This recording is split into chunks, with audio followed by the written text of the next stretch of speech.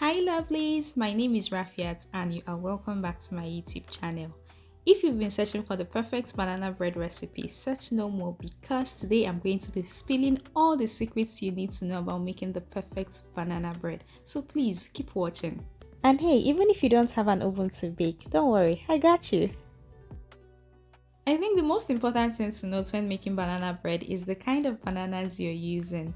It's very important that you use ripe bananas, and in addition to that, if the bananas have these black spots on them, it's even better because it means that they have ripened properly and they are even sweeter. So make sure you use ripe bananas, and all I'm doing now is to peel the bananas and I'm just going to transfer them to the bowl. Now I'm just going to use a fork to mash them.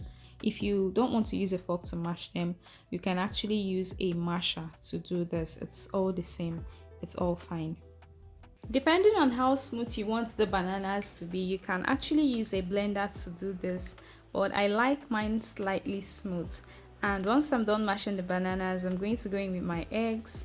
Now I'm adding some milk, and after the milk I'm just going to add some vegetable oil. You can actually use melted butter or melted margarine for this. I also added some sugar. This stage is basically a stage to combine the wet ingredients. I'm just going to keep mixing the wet ingredients and make sure you break the egg yolk up so that it can mix with other ingredients. And once I'm done mixing the wet ingredients, I'm just going to go in with the dry ingredients. And when you're adding your dry ingredients, make sure you pass them through a sieve. It cannot be overemphasized. Not only will passing the dry ingredients through a sieve help get rid of dirt, sand, insects, or any bad stuff in the dry ingredients, it's also going to help make the whole mixture at the end of the day lighter and easier to mix. So please don't forget to always pass the dry ingredients through a sieve, no matter the kind of cake or bread or whatever you're baking. It's a very important process. And just before we continue, please tap the like button and please subscribe to this YouTube channel. It means a lot to me, and don't forget to drop a comment for me. So now all I'm doing is just mix the wet ingredients and dry ingredients together, and of course you already know the drill. Don't overmix your batter, don't rush this process, because if you do, you're going to overwork the batter. So now let's get to the fun part. You know, we're making a marble banana bread. I mean, ordinarily you can just bake the batter we just mixed. You can just bake it straight up, but where is the fun in that? We're making a marble banana bread, and I'm just going to go in with my cocoa powder. Because cocoa powder on its own is quite bitter, I'm adding some sugar. I also added some milk, and to give it that shiny look, I'm going to add some vegetable oil. Now cocoa powder is very dry, and I know you'll be wondering why didn't I just add the cocoa powder into the batter like that. I didn't do that because cocoa powder is extremely dry, and if you add it to the batter just like that, it's going to make the banana bread very dry at the end of the day. This also applies to other recipes where you intend to use cocoa powder. Always try to dissolve your cocoa powder separately with liquid before adding it into the rest of the batter. So now we are doing a two pattern banana bread. So we're going to have like the white pattern, the neutral colored pattern, and the cocoa powder, the dark colored pattern. So I just added some of the batter to the cocoa powder we dissolved earlier, and I'm going to stir everything together until it looks dark brown and it looks good. Aside having that lovely brown color, it's also going to have that lovely chocolate flavor and taste. So it's like we're going to be having a plain banana bread and a chocolate banana bread all in one, making it a marble banana bread. So these are the two mixtures we have. And now for my baking pan, I already prepped it by applying some vegetable oil, and then I placed my parchment paper, what is also known as baking paper. So to bring the two mixtures together, you can arrange it in any pattern you want. You can do plain chocolate plain, or pour them all at the same time. It doesn't really matter. It depends on how you like it, and at the end of the day, no matter how you arrange this, you're going to have that marble feeling. So what I did was to add the plain, the chocolate, plain and chocolate, and so on and so forth until all the batter was exhausted. And at this point, her banana bread is already looking like it's going to make sense at the end of the day.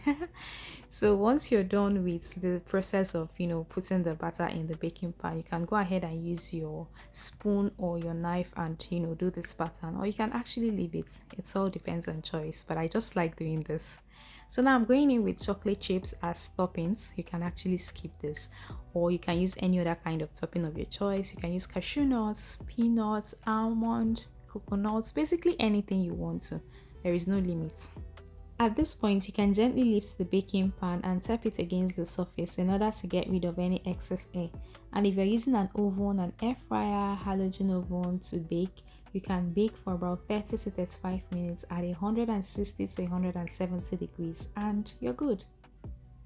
The no oven method is even more interesting, and all you have to do is place a pot on medium heat, going in with some salt. The salt is going to act as an insulator and even trap heat more.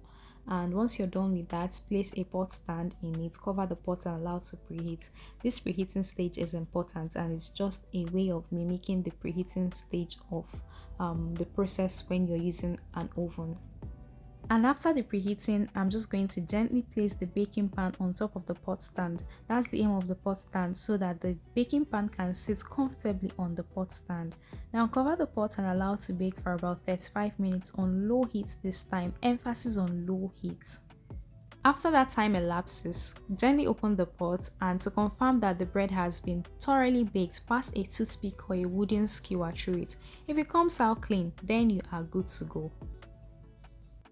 So this is what the banana bread looks like at the end of the day. I love the marbling effects that I'm seeing already. So now I'm just going to flip the pan over in order to get the bread out of the baking pan. You see the way it comes off easily, seamlessly, without any stress. That's the aim of the baking paper. It makes it very easy. But if you don't have a baking paper, just sprinkle all-purpose flour and vegetable oil in the baking pan and you have the same effect. And now I'm just cutting the banana bread open, and look at that marbling effect that we got. It looks really good. I love how the marble happened in the banana bread.